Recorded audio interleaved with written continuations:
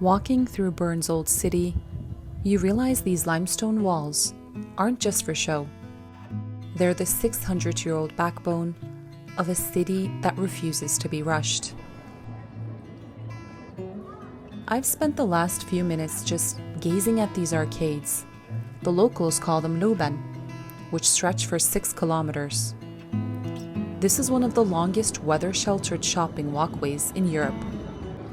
And it's the heart of the city's social rhythm. The world is obsessed with speed, but Bern is obsessed with tempo.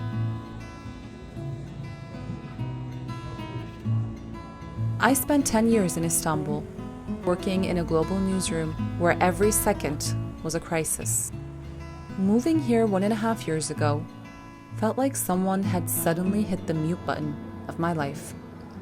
But in Bern, silence isn't nothing happening. It's the sound of a very expensive, very precise machine running perfectly.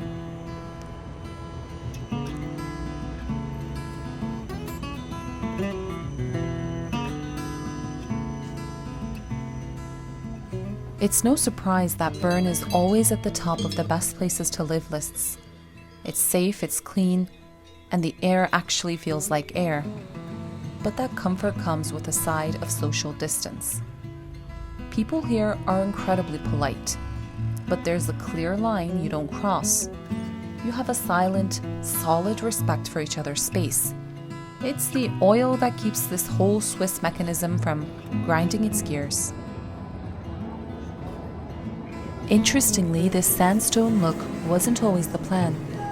After a massive fire in 1405 destroyed over 600 wooden houses, the city mandated that everything be rebuilt in stone. It's a city literally forged from the ashes of its own history. You look past these limestone walls toward the horizon, you'll see the Bernese Oberland, the jagged, snow-capped peaks that actually dictate the rhythm of this city. In Bern, the rural and the urban aren't just neighbors, they're the same thing. You'll often see cows grazing on the slopes, just a 10-minute tram ride from the Federal Palace. But these aren't just for the postcards. These cows are the literal engine behind the Swiss-made brand. Their milk becomes the chocolate and cheese that the world sees as luxury, but for the Swiss, it's just high-precision agriculture. It's a perfect example of their mindset. Even the most beautiful parts of nature have a job to do. There's no wasted space and there's no wasted effort. The sound of cowbells in the distance isn't just a soundtrack. It's the sound of an industry that's been running like a clock for centuries. It's a reminder that even in the middle of a capital city, you're never more than a few minutes away from the raw, disciplined reality of the Alps.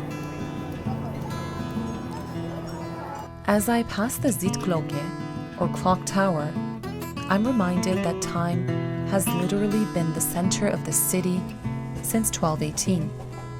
This was once the city's western gate, and its astronomical clock has been a spectacle every hour for nearly 500 years. But Bern has a mean streak too. These Renaissance fountains were the news feeds of the 1500s, and they weren't always posting good vibes. Take the Kindlifresser, the child eater fountain. It's literally a giant eating a baby. It's a leftover from a time when they used nightmares to keep people in line. It stands there today as a reminder that this city has always valued order, even if it had to scare it into you. Overlooking the city is the Bundeshaus, the Federal Palace. Built with 30 different varieties of stone from 13 cantons, it's a monument to Swiss unity.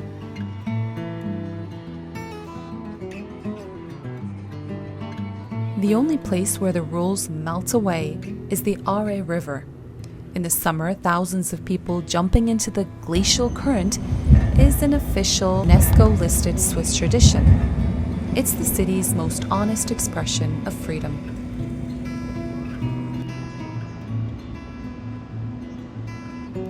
And finally, there are the bears. Legend says the city was named Bern because its founder, Duke Berchtold V, killed a bear here in 1191. They've kept live bears in the city since 1513, and the modern bear park, a 6,000 square meter space, reflects that same Swiss philosophy. Even nature is a stakeholder that demands its own respectful distance. After a decade of chasing the loudest stories in the world, I'm finally learning to listen to the whispers of Bern. This isn't a postcard. It's an autopsy of a city that simply works. Next time, we're going deeper.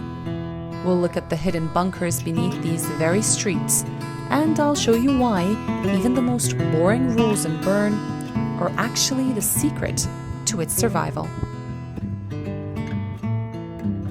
The clock is ticking. Stay tuned.